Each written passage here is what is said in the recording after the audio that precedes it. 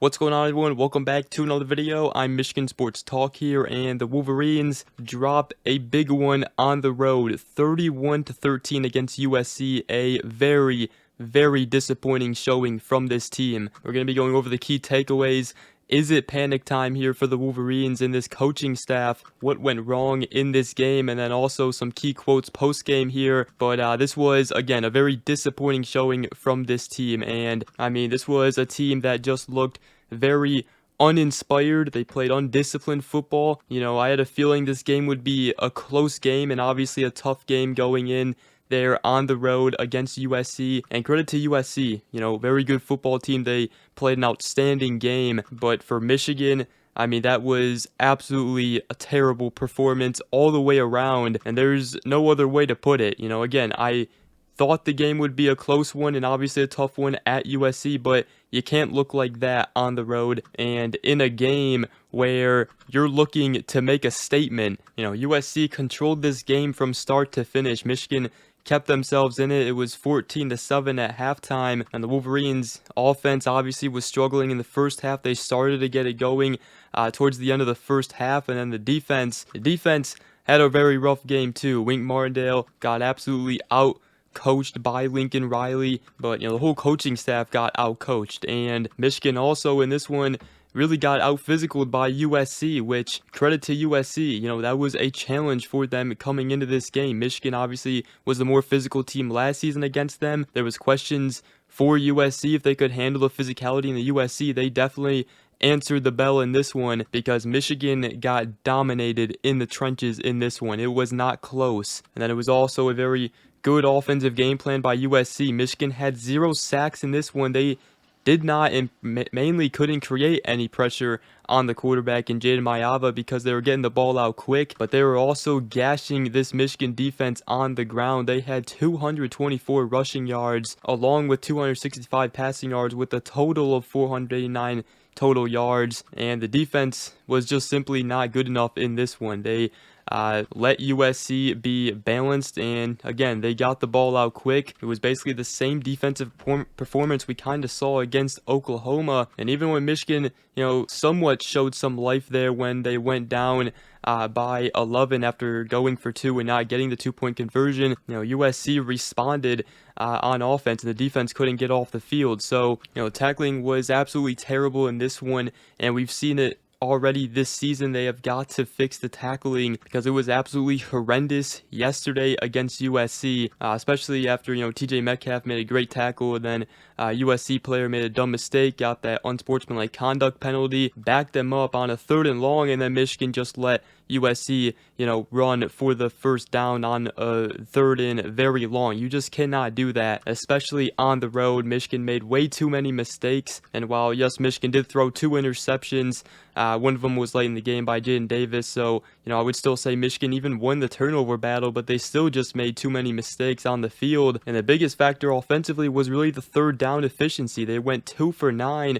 and a lot of times where they just got behind in the chains. But, you know, I think Michigan offensively, they have an identity problem, and they have to figure out what they want to be offensively because it just didn't look right. You know, there were a lot of times where the drive was going good. Bryce Underwood did even get sacked, you know, early in the game, put Michigan out of field goal range, and then also in the second half, he threw an interception even though it was clearly either pass interference or holding. You know, the refs had to call something right there. Michigan didn't get the call. That was really a big turning point in the game, but that's not the reason they lost the game. So, you know, it's not an excuse, but definitely were some missed calls by the refs. But at the end of the day, Michigan did not deserve to win this game. Are you using a Sleeper app for daily fantasy football? Because if not, you're missing out. Sleeper has everything you need. Today, this Sunday, I am taking Jahmyr Gibbs to have an anytime touchdown score, plus George Pickens to have an anytime touchdown score. And Sleeper gives you all the stats you need. Jahmyr Gibbs has scored in each of his last 4 games, and same thing with George Pickens. wins. And you can make tons of picks like that using the Sleeper app. And right now it's a great time to get started because Sleeper is offering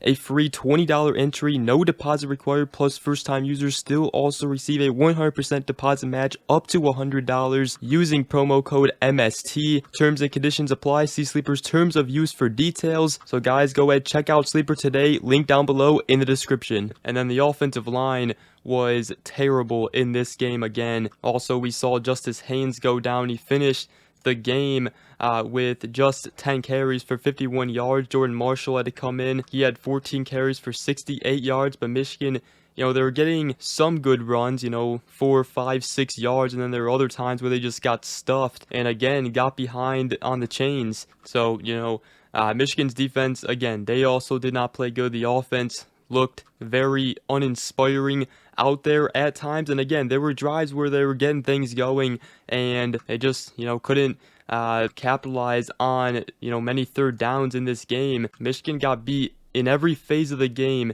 in this game against USC. They won the time of possession battle. They were more efficient on 3rd and 4th downs. They had 3 sacks and didn't allow any sacks. And even despite fumbling the football and also throwing a pick when they were already in field goal range in the second half, that basically put Michigan right back in the game and gave them a chance, they still were able to dominate Michigan the way they did. So it just wasn't good. And, it starts with the coaching staff. It starts with Sherrone Moore, which, you guys know that I have defended Sherrone Moore up to this point. Last season it was his first head coaching experience kind of in his first season, and then he started to get things going late in the season, but now basically the same start, 4-2. This is where it started to go downhill last season. So this right here, this final 6-game stretch is huge for Sherrone Moore in this Sherrone Moore era here at Michigan. You have got to find a way to go 9-2 into that Ohio State game with something to play for, with a chance to make the CFP, because if not, there's going to be talk and certainly could be on the hot seat. There's just no excuse to get bullied the way Michigan did against USC last night. Again, we knew it was going to be tough going on the road. We all thought it would be a close game, and hey, if they lost by, say 3 points, maybe a touchdown, depending on how they play, yeah, it would be a disappointing loss, but at least they put up a fight. In this one, they did not, and that is what is most concerning coming out of this game. And now you look at that Washington game, and Jed Fish and that offense got to be licking their chops watching what USC just did. So, Michigan's got to bounce back. They got to flush this one, and they can't let this loss carry into the remaining games here, and especially next week against Washington. The only positives coming out of this game, I would say, for Michigan is Andrew Marsh's performance. The true freshman had 8 receptions, 138 yards, and 1 touchdown, and safe to say that he is going to be a star in the future. Along with that, you also had Donovan McCulley, 3 receptions, 39 yards, 1 touchdown. Those are Bryce Underwood's clear favorites. And one of the more concerning things of this Michigan offense is we saw nothing from Marlon Klein and Hogan Hanson in this game. Marlon Klein had 1 reception for 5 yards, and that was it. I don't know what's going on there, why we're not getting them more involved in some of these plays. Maybe the defenses are just covering them good enough, but I mean, those are 2 very talented tight ends, and we saw especially Marlon Klein go off against New Mexico, but other than that, they have been non-existent in this Michigan offense, and that can't happen moving forward. So it was a frustrating game to watch. This team, they got to figure something out. It's going to take a sense of urgency, some great leadership, and Sherrone Moore, this coaching staff, has got to rally their troops here, because they cannot let this season get out of hand like it did last season. Now, I don't think it will. The schedule, we looked at the schedule in the offseason, and many people did have Michigan potentially going 4-2 here and starting the season out 4-2, but I don't think people expected Michigan to lose to USC the way they did. And yes, the schedule is much easier compared to what it was last season at this point, but you still got to face a Washington team next week, a rivalry game against Michigan State on the road, and then you go at Maryland. They're not going to be an easy team to beat, and finishing the season against Ohio State. So all those games are, winnable games, and then the Ohio State game at the end there, probably going to be the only game they aren't favored to win. But this upcoming week here it's got to be some good practices, some good leadership. This team has got to buy in and really rally together here following this, terrible performance against USC. And it starts up top with the coaching staff, with Sherrone Moore. Again, they cannot let this season get out of hand. Sherrone Moore said post-game that that's it, that's where we're at.